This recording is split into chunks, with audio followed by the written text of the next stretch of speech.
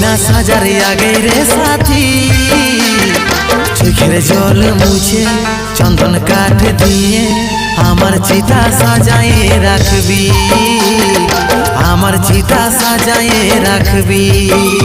আমার আমলো খাওয়ার আগে রে সোনা, আমার বিহার দিনে নিজের হাতে দিয়ে আমাকে বেশি খাওয়াই দিবি, আমাকে বেশি খাওয়াই দিবি। যদি এই জীবনে,